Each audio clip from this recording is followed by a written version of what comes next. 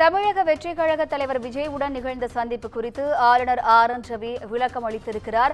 மாநிலத்தில் சட்டம் ஒழுங்கு நிலைமை கடுமையாக மோசமடைந்து வருவதாக விஜய் புகார் அளித்ததாக ஆளுநர் ஆர்.என். ரவி தெரிவித்துள்ளார்.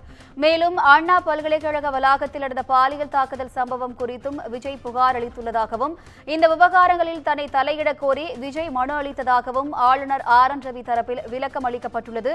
கூடுதல் விவரங்களை செய்தியாளர் தாமரைக்கனி வழங்க கேட்கலாம். வணக்கம் தாமரைக்கனி, கூடுதல் விவரங்கள். வணக்கம் வனிதா.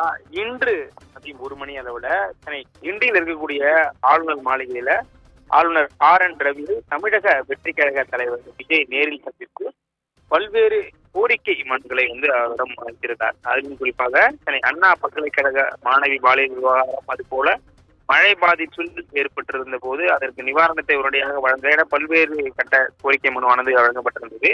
எனவே தற்போது கவர்னரிடம் விஜய் என்ன முறையான ஒரு மனுவை கொடுத்திருந்தார் என்பது தொடர்பாக ஒரு விளக்கம் அளிக்கும் விதமாக தற்போது ராஜ்பவன் ஒரு விளக்கம் அளித்திருக்கிறது. அதில் இன்றைய தினம் ஆளுநர் அவர்கள் தமிழக வெற்றி கழக தலைவர் ஜோசப் விஜய் அவர்களை சந்தித்து மாநிலத்தின் சட்ட ஒழுங்கு நிலைமை கடுமையாக மோசமடைந்து வருவதாகவும் அதன் சமீப வெளிப்பாடாக தான் அண்ணா பல்கலைக்கழக வளாகத்தில் நடந்த பாலியல் தாக்குதல் சம்பவத்தையும் குறியிட்டு இவை தொடர்பாக ஆளுநர் தலையிட வேண்டும் என கோரி ஒரு மனுவினை அளித்திருக்கிறார். மேலும் அந்த சந்திப்பை பொறுத்த வரைக்குமே இன்னும் அதை புத்தகம் வழங்கக்கூடிய ஒரு நிகழ்வானது நடைபெற்றது. ஏனென்றால் மரியாதை நிமித்தமாக நடக்கக்கூடிய இந்த சந்திப்புல தமிழக வெற்றி கழக தலைவர் ஜோசப் விஜய் ஆளுநரிடம் திருக்குறள் நூல் வழங்கினார் எனவும், அதுபோல ஆளுநர் அதற்கு கால வரிசையில் பாரதியார் படைப்புகள் தொகுப்பினை வழங்கி மரியாதை நிமித்தமாக வழங்கியிருக்கிறார் என்றும் தெரிவிக்கப்பட்டிருக்கிறது. ஏற்கனவே இது தொடர்பாக தமிழக வெற்றி கழகம் சார்பில் வெளியிட்ட இந்த அறிக்கையில